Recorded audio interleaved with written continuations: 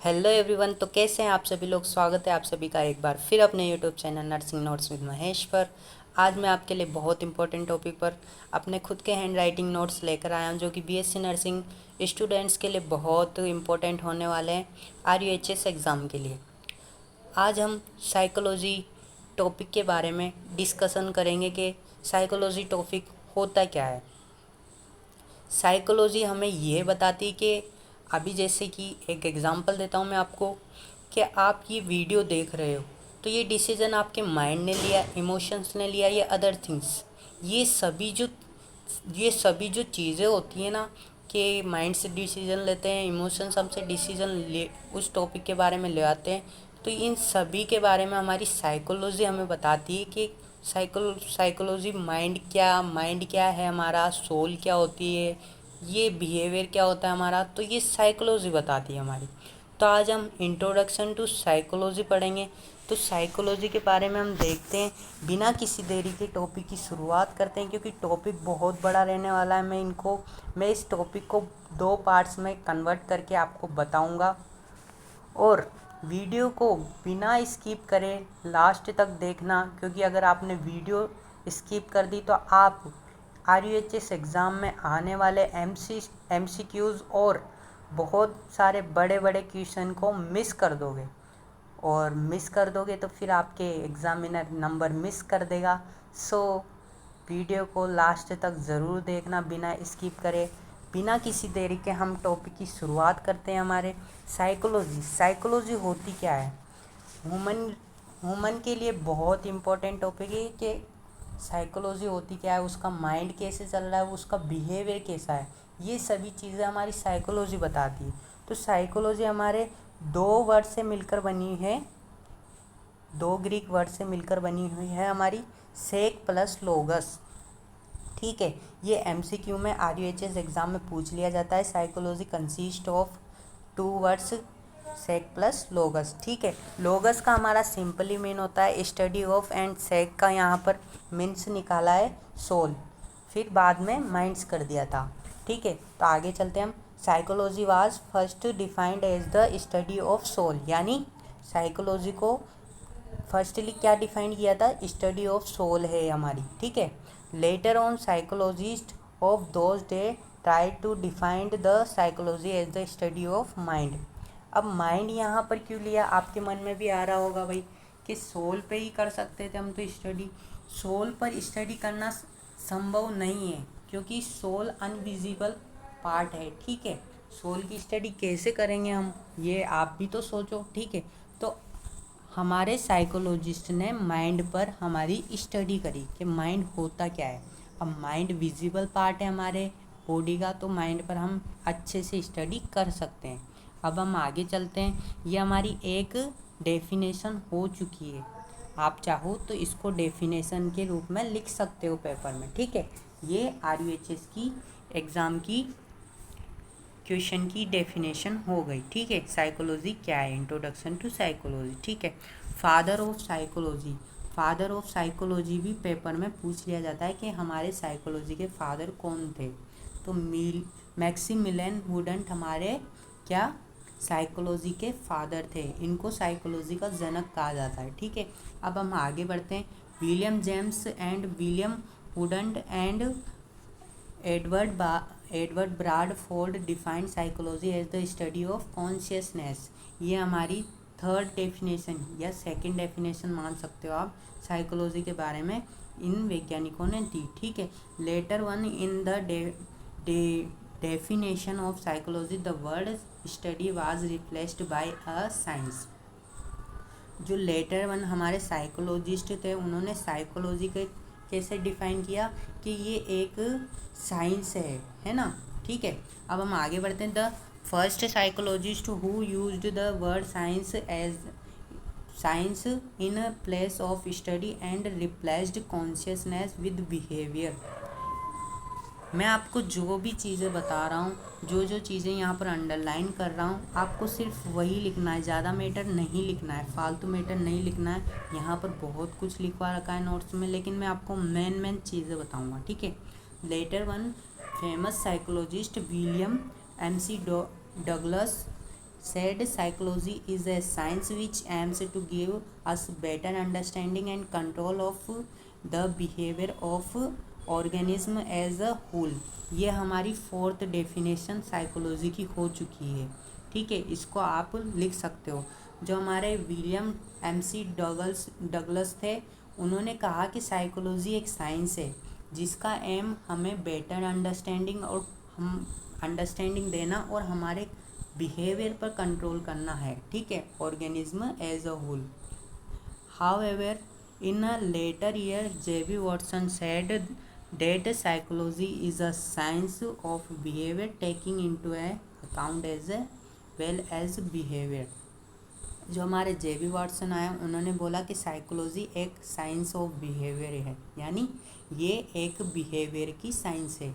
अब आप सभी को यहाँ तक लिख देना है। ये हमारी साइकोलॉजी की डेफिनेशन थी जितनी भी आई। ठीक है, अब हम आगे बढ़ते हैं।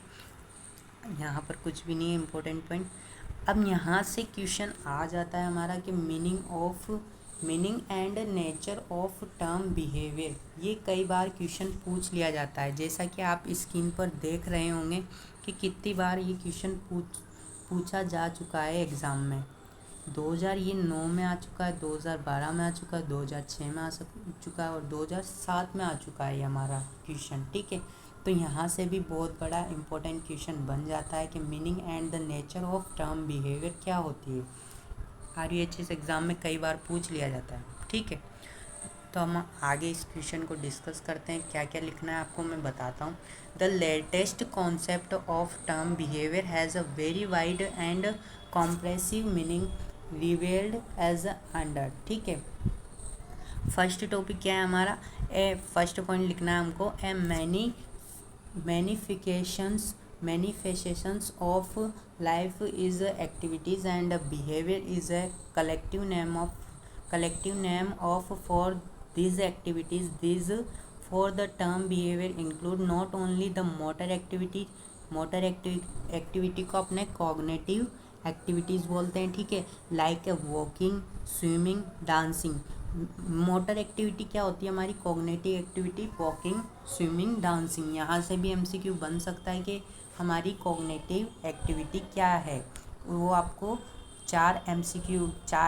एक MCQ दे देगा और उसमें 4 ऑप्शन दे देगा, जिसमें वॉकिंग भी हो सकता है, स्विमिंग भी हो सकता है, डांसिंग भी हो सकता है और अदर थिंग्स भी हो सकता है जैसे रनिंग वगैरह। ठीक है, but activities like thinking, reasoning, imagining cognitive activities, इनको क्या बोलते हैं हम, कॉग्निटिव एक्टिविटीज़ बोलते हैं। थिंकिंग, जो भी हमारी माइंड्स की एक्टिविटी है, उनको क्या बोलेंगे हम, कॉग्निटिव एक्टिविटी। ठीक है, and feeling happy, sad, angry, जितने भी हमारे इमोशंस है वो हमारे किस में आते हैं, एफेक्टिव एक्टिविटी में आते हैं। ठीक है, ये फर्स्ट पॉइंट आपको लिख देना है।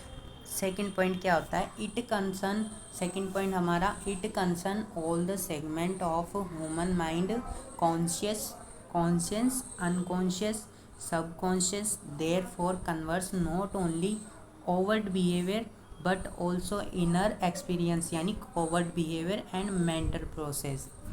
जो हमारी साइकोलॉजी होती है वो एक ह्यूमन माइंड के छोटे से भाग से कंसर्न नहीं करती है, यानी उससे डील्स नहीं करती है। ये कॉन्शियस माइंड से भी डील्स करती है, अनकॉन्शियस से भी करती है और सबकॉन्शियस से भी करती है। Therefore covers not only the overt behaviour, तो ये हमारे ओवर्ट बिहेवियर जो बाहर का हम बिहेवियर शो करते हैं उसके बारे में नहीं बताती, अंदर हमारे माइंड के अंदर क्या चल रहा है ये भी हमारी साइकोलॉजी बताती है, इन सभी के बारे में। ठीक है, अब हम आगे चलते हैं। In psychology we study the behaviour of all living organism, हम साइकोलॉजी में जो ऑल लिविंग ऑर्गेनिज्म है उनके बारे में स्टडी करते हैं, यानी जो भी लिविंग ऑर्गेनिज्म है हमारे उनके बारे में स्टडी करते हैं, उनका बिहेवियर कैसा है। Therefore it include the behaviour of the human beings as well as the birds, तो इसी प्रकार इसमें ह्यूमन बींग्स के जो बिहेवियर उसको इंक्लूड किया है, एज वेल एज बर्ड्स जो होते हैं हमारे प्लांट्स वगैरह होते हैं उनका बिहेवियर भी इसमें इंक्लूड किया हुआ है, ठीक है। इनके बारे में भी हमारी साइकोलॉजी बता सकती है, ठीक है। एबनॉर्मल, नॉर्मल एज वेल और children as well as adults के बारे में भी हमारी साइकोलॉजी बताती है, ठीक है। Psychology is a science that include the uses of scientific methods and informations resulting from scientific investigation। Psychology एक साइंस है जिसमें इंक्लूड किया है यूजेस ऑफ साइंटिफिक मेथड्स, हम साइंटिफिक मेथड्स का यूज़ कैसे करते हैं, और information resulting from scientific investigation, और जो हमारी साइंटिफिक इन्वेस्टिगेशन के दौरान जो भी रिज़ल्ट निकलते हैं और उससे इंफॉर्मेशन गैथर होती है उसके बारे में भी हमारी साइकोलॉजी बताती है। साइकोलॉजी साइंस क्यों है, क्योंकि जो अब मैं यहाँ से आपको जो भी पॉइंट बताऊँ आपको बस इतने से पॉइंट लिख देने जिसमें आपका क्वेश्चन अच्छे से पूरा हो जाएगा। 5 नंबर का है तो आपको चार नंबर आराम से मिल जाएंगे। 5 में से 5 बहुत मुश्किल होता है, क्योंकि 5 में से 5 और 10 में से 10 यानी पूरे नंबर किसी को नहीं मिलते हैं। 2 नंबर पूरे मिल सकते हैं, लेकिन 5 में से 5 मिल जाए ये तो बहुत बड़ा मतलब टास्क है ना।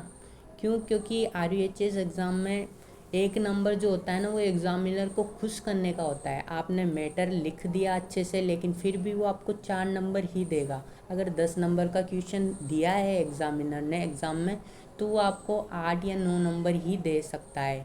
1-2 नंबर एग्ज़ामिनर को खुश करने के होते हैं कि आपका प्रेजेंटेशन कैसा है क्वेश्चन के आंसर का, और आपने राइटिंग कैसी लिखी है, ये सभी भी मैटर करता है 1-2 नंबर के लिए, ठीक है।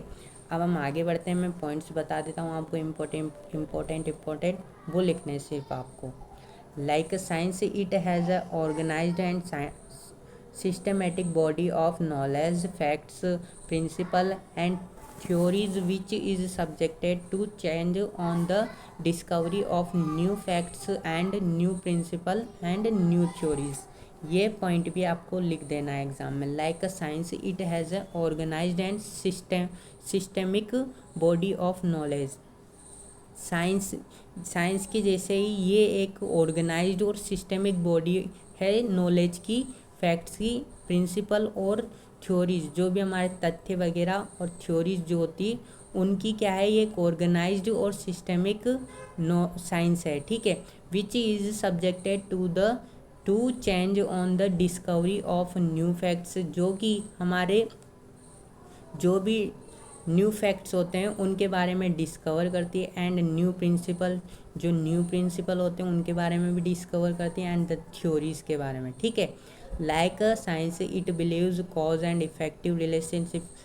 साइंस के जैसे ये भी एक किस पर विश्वास करती, कॉज, कारण क्या है उस चीज़ का, कोई पर्टिकुलर थिंग से तो उसका कारण क्या है, इसको उसका बिहेवियर चेंज, जैसे एक चिल्ड्रन है उसका बिहेवियर चेंज हुआ तो उसका कॉज क्या है, इसके बारे में भी वो डिस्कस करती है ना साइकोलॉजी।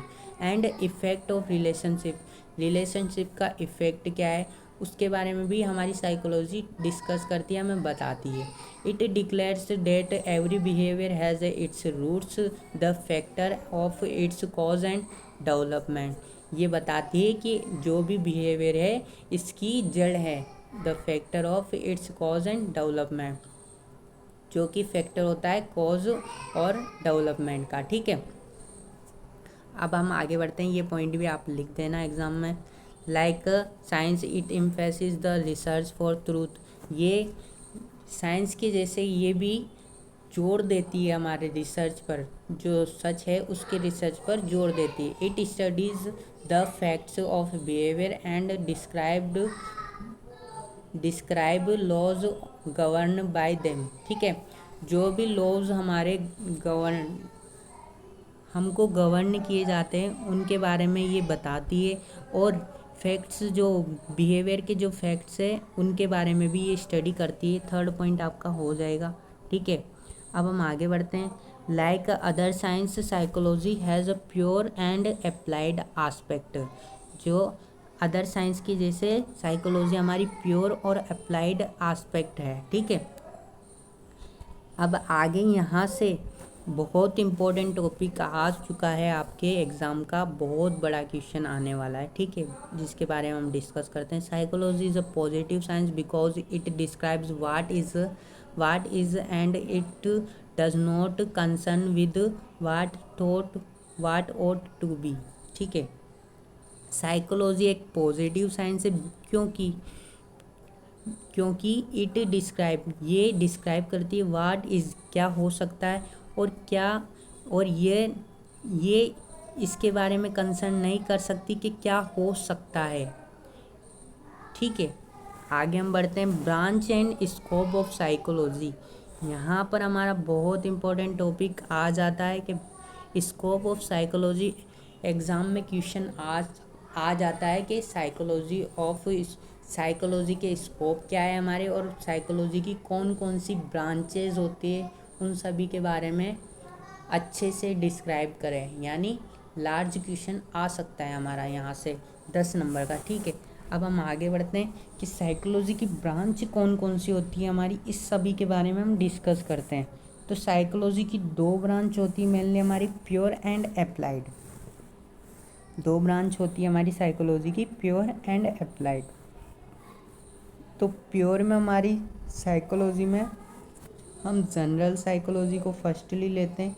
जनरल साइकोलॉजी क्या होती है, तो जनरल साइकोलॉजी के बारे में देखते हैं हम। It is relatively a large area and field of psychology which deals with the fundamental rules, principle and theories of psychology in relation to the study of behaviour of normal human beings. जो general psychology होती है हमारी, वो psychology के large area और field of psychology से deals करती है। फंडामेंटल जो भी रूल्स होते हैं, प्रिंसिपल होते हैं, थ्योरीज होते हैं साइकोलॉजी के, उनसे क्या करती है, डील्स करती है, और स्टडी करती है ह्यूमन के बिहेवियर के बारे में, और रिलेशंस कैसे है उसके अदर पर्सन से, इसके बारे में भी हमारी साइकोलॉजी, जनरल साइकोलॉजी बताती है हमको, ठीक है। सेकंड साइकोलॉजी क्या है, abnormal psychology. It explains the behaviour of abnormal people in relation to their own environment, the cause, symptoms, treatment of the abnormalities of behaviour. जो हमारी एबनॉर्मल साइकोलॉजी होती है वो हमें ये बताती है कि जो एबनॉर्मल पीपुल्स है, यानी किसी के कुछ जैसे माइंड से कोई डिस्टर्ब रहता है, तो एबनॉर्मल पीपुल उनको बोलेंगे। तो एबनॉर्मल पीपुल का रिलेशन उनके एनवायरनमेंट से कैसा है, ये भी हमारी एबनॉर्मल साइकोलॉजी बताती है। द कॉज, जो उसका कारण है उसके बारे में, सिम्टम्स क्या है, ट्रीटमेंट भी क्या हो सकता है, एबनॉर्मल साइकोलॉजी हमें ये बताती है, ठीक है। अब हम आगे बढ़ते हैं। थर्ड वन क्या है, फिजियोलॉजिकल साइकोलॉजी। अब नाम से ही पता चल रहा है कि ये फिजियोलॉजिकल नीड्स से डील कर रही है, ठीक है। तो पढ़ते हैं इसके बारे में। This branch explain the biological and physiological basis of behaviour. किससे डील्स करती है ये, किसको एक्सप्लेन करती है ये ब्रांच, बायोलॉजिकल और physiological basis of behaviour. Biological और फिजियोलॉजिकल जो भी बिहेवियर होती है उनके बारे में क्या करती है, एक्सप्लेनेशन करती है। And the study of internal environment and physiological structure of the body that includes nervous system and functioning of the glands in relation to cognitive and affective behaviour. मैंने आपको बता दिया था कि कॉग्निटिव एंड अफेक्टिव एक्टिविटीज़ क्या होती है, ठीक है। तो हमारी फिजियोलॉजिकल साइंस हमारा नर्वस सिस्टम, जो भी हमारी बॉडी की नीड्स होती है उससे हमारी फिजियोलॉजिकल साइकोलॉजी डील्स करती है, ठीक है। आगे बढ़ते हैं हम। Social psychology. अब नाम से ही डिफाइन हो रहा है कि सोशल का मतलब होता है हमारी सोशियोलॉजिकल जो भी प्रॉब्लम्स होती है, सोशियोलॉजिकल जो भी हमारी साइकोलॉजी होती है सोशियोलॉजी के प्रति, उसके बारे में हमारी सोशल साइकोलॉजी डिस्कस करती है। This branch studies the human behaviour in relation to his social environment. भाई एक ह्यूमन बिहेवियर है, उसका सोशल एनवायरनमेंट से कैसा रिलेशन है, वो कैसे एक दूसरे से इंटरेक्ट होता है, कैसे रिलेशंस वो बनाता है, ये हमारी सोशल साइकोलॉजी डिस्कस करती है, डिफाइन करती है। प्रोसेस ऑफ कम्युनिकेशंस, कम्युनिकेशन कैसे करता है वो, इंटरपर्सनल रिलेशनशिप, उसके इंटरपर्सनल रिलेशनशिप यानी आईपीआर कैसा बना रखा है उसने सोशल सोसाइटी में, एंड सोशल रिलेशनशिप, और सोशल रिलेशनशिप के बारे में भी हमारी सोशल साइकोलॉजी हमें बताती है। ठीक है, आगे हम बढ़े एक्सपेरिमेंटल साइकोलॉजी। एक्सपेरिमेंटल साइकोलॉजी क्या करती है? This branch of psychology explain the ways and means of carrying out psychological experiments following scientific methods in controlled and laboratory situations for the study of mental process and behavior। जो हमारी experimental psychology होती है वो psychology veg, जो psychology के veg होते हैं उनको एक्सप्लेन करती है ना। और जो साइकोलॉजिकल एक्सपेरिमेंट है जो कि लेबोरेटरीज में किए जाते हैं हमारे, उनके बारे में हमारी एक्सपेरिमेंटल साइकोलॉजी बताती है, उनके बारे में स्टडी करती है। ठीक है, मेंटल प्रोसेस एंड बिहेवियर के बारे में। अब यहाँ पर मैं एक दो ब्रांच और बता देता हूँ आपको, आप देख लीजिए अच्छे से। पारासाइकोलॉजी, इसके बारे में आप अच्छे से देख लीजिए और नोट्स में उतार लीजिएगा। मैं आपको एक दो ब्रांच और एक्सप्लेन कर देता हूँ। Development psychology. डेवलपमेंट साइकोलॉजी क्या होती है भाई? डेवलपमेंट साइकोलॉजी हमारी कंसर्न करती कि हमारी ग्रोथ कैसे होती है। एक बच्चा है तो उसकी जन्म से लेकर मृत्यु तक ग्रोथ जो होती है वो कैसे बढ़ता है, कैसे उसके बॉडी में चेंजेस होते हैं, क्या क्या डेवलपमेंट होता है उसकी बॉडी में, कैसे वो सोशल इंटरेक्ट होता है, इन सभी के बारे में हमारी डेवलपमेंट साइकोलॉजी हमें बताती है। तो development psychology with concern with the growth and development human being at stage of life from conception. Conception का मतलब होता है जन्म से till the death. It is further divide into adolescent and adult psychology. इसको हम आगे किस में डिवाइड कर सकते हैं? एडोलिसेंट एंड एडल्ट साइकोलॉजी में भी हम इसको डिवाइड कर सकते हैं। ठीक है, कॉग्निटिव साइकोलॉजी के बारे में देख लीजिए आप एक बार, कॉम्परेटिव साइकोलॉजी के बारे में देख लीजिए, और हमारी जियो साइकोलॉजी। जियो साइकोलॉजी होती है जो हमारी क्लाइमेट्स जो होता है हमारा चारों तरफ का, उसके बारे में हमारी एक्सप्लेनेशन करती है, एनवायरनमेंट के बारे में। अब अप्लाइड साइकोलॉजी के कितनी ब्रांच होती? अप्लाइड साइकोलॉजी की बहुत ब्रांच होती है। ठीक है, अप्लाइड साइकोलॉजी की फर्स्ट ब्रांच आती है हमारी क्लिनिकल साइकोलॉजी। क्लिनिकल साइकोलॉजी क्या होती है? क्लिनिकल साइकोलॉजी जैसे कि नाम से पता चल रहा है कि क्लिनिकल, जो भी हमारे क्लिनिकल वर्क होंगे उनके बारे में ये डिस्कस करेगी। Clinical psychology with the help of clinical psychology one में go deeply into the cause of maladaptive behaviour, mental illness and discuss and their means for need treatment and rehabilitation of the patient. जो clinical psychology होती है वो medical department के लिए बहुत important होती है, जो कि बताती है हमें कि एक पेशेंट माल एडेप्टिव बिहेवियर एडोप्ट कर रहा है या फिर मतलब वो वैसा बिहेवियर कर रहा है तो वो क्यों कर रहा है, मेंटल इलनेस के कोज क्या हो सकते हैं उसके इन सभी के बारे में हमारी क्लिनिकल साइकोलॉजी हमें बताती है। ठीक है, एजुकेशनल साइकोलॉजी। एजुकेशनल साइकोलॉजी क्या होती है? It helps us to understand the behaviour of learner.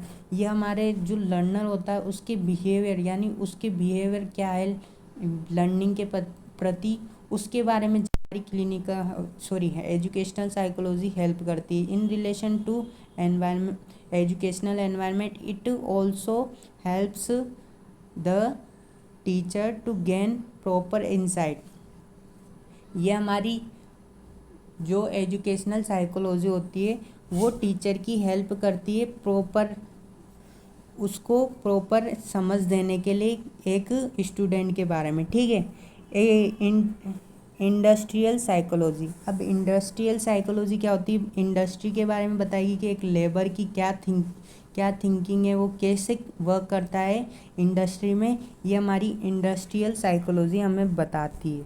और वर्क अच्छा हो इसके बारे में भी हमारी इंडस्ट्रियल साइकोलॉजी एक इंडस्ट्री की बहुत हेल्प करती है। क्राइम साइकोलॉजी हमें क्राइम के बारे में बताती है कि क्रिमिनल की थॉट क्या हो सकते हैं, उसके बिहेवियर कैसा है। ठीक है, उसको ठीक करने की टेक्निक क्या है, मॉडिफिकेशन डिवाइस जो भी यूज़ किए जाते हैं उसको ठीक करने में, ब्रेन मैपिंग हो गया, नाको टेस्ट हो गए जो कि इस ब्रांच में यूज किए जाते हैं। लीगल साइकोलॉजी होगी, लीगल साइकोलॉजी हमारी क्रिमिनल्स के जो बिहेवियर होते हैं उनके बारे में बताती है और विटनेस के बारे में बताती है, विटनेस की साइकोलॉजी क्या है हमारी, ठीक है। ये टॉपिक देख लीजिए एक बार आप।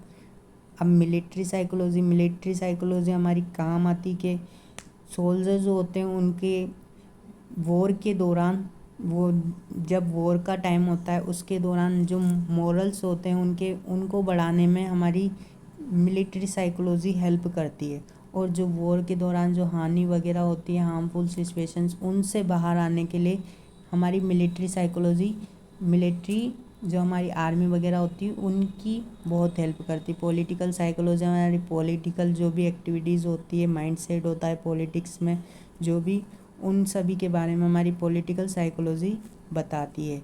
हेल्थ साइकोलॉजी हमारे हेल्थ डिपार्टमेंट के बारे में डिस्कस करेगी, ठीक है। स्पोर्ट्स साइकोलॉजी जो भी हमारे स्पोर्ट्स मैन हैं उनके बारे में डिस्कस करेगी, ठीक है।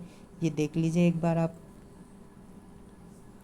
अब हम बहुत इम्पोर्टेंट टॉपिक पर जा रहे हैं। यहाँ से भी बहुत इम्पोर्टेंट क्वेश्चन बन जाता है एग्ज़ाम में, RHS एग्ज़ाम में पूछ लिया जाता है कि स्कोप ऑफ साइकोलॉजी, जो हमारे साइकोलॉजी के स्कोप है नर्सिंग फील्ड में, क्या क्या हो सकते हैं, साइकोलॉजी के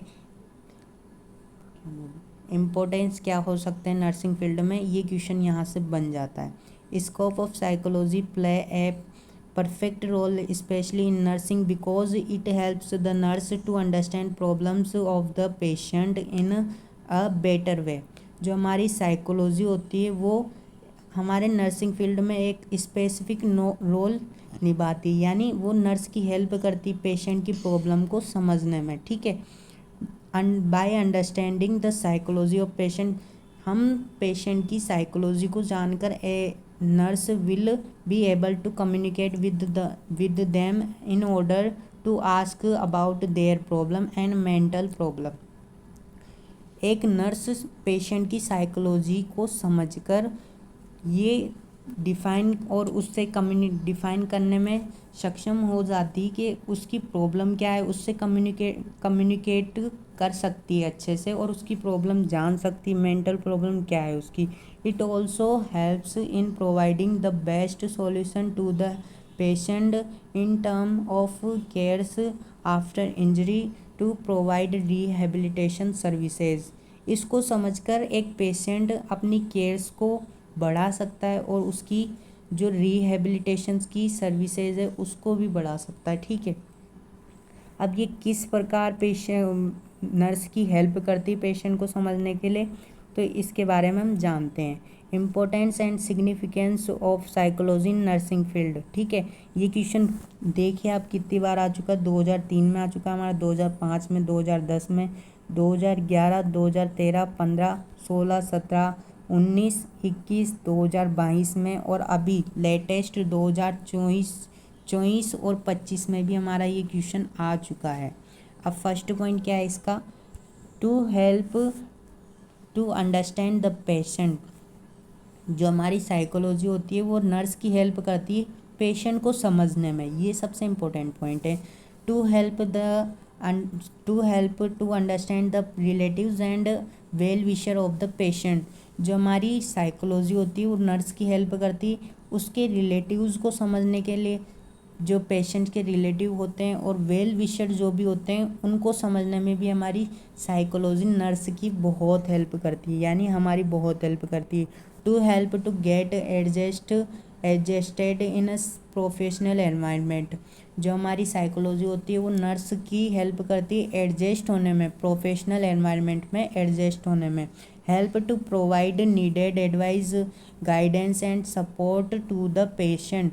जो हमारी साइकोलॉजी होती है वो हमें प्रोवाइड करवाती है, एडवाइस प्रोवाइड करवाती, गाइडेंस प्रोवाइड करवाती एंड सपोर्ट प्रोवाइड करवाती है पेशेंट को, ठीक है। अब हम आगे की पॉइंट के बारे में बात करते हैं। To help to provide quality care and necessary nursing care to the patient. जो हमारी साइकोलॉजी होती है वो हमें क्वालिटी केयर प्रोवाइड करवाती है, नेसेसरी नर्सिंग जो भी केयर्स होती है उनको पेशेंट को प्रोवाइड करवाती है। to help to carry out needed study during the service period, to help to monitor a good mental health in a social and professional life। ये सोशल जो साइकोलॉजी होती है वो नर्स की हेल्प करती है गुड मेंटल हेल्थ, जो हमारी सोशल गुड मेंटल हेल्थ है उसको मेंटेन रखने में, और पर्सनल लाइफ को भी मेंटेन रखती है। ठीक है। To help nurse to understand on self, यानी ये नर्स की हेल्प करती खुद को भी समझने में, है ना। It helps the nurse to take decision during tough life situation. Tough life जो भी सिचुएशन होती है लाइफ में, उसमें भी हमारी साइकोलॉजी नर्स की बहुत हेल्प करती है। और to cope in a conflict situation. Conflict जो भी सिचुएशन होती, डिप्रेशन वाली, जो भी फ्रस्ट्रेशन वाली सिचुएशन होती, उसमें भी साइकोलॉजी हमारी नर्स की बहुत हेल्प करती है। तो आप देख चुके होंगे कि साइकोलॉजी के नर्सिंग फील्ड में कितने इम्पोर्टेंस हमारी साइकोलॉजी नर्सिंग फील्ड में रखती है और नर्स की हेल्प करती है। सो वीडियो अगर अच्छा लगा हो तो लाइक कर देना और ज़्यादा से ज़्यादा शेयर करना और चैनल को सब्सक्राइब कर देना। पार्ट 2 में मैं आपको बताऊंगा कि साइकोलॉजी के कौन कौन से टेस्ट एंड मेथड्स होते हैं जो कि बहुत इम्पोर्टेंट होते हैं साइकोलॉजी में, जहाँ से भी हमारा बहुत इम्पोर्टेंट और लॉन्ग क्वेश्चन बन जाता है RVHS एग्ज़ाम के लिए। So thank you for watching.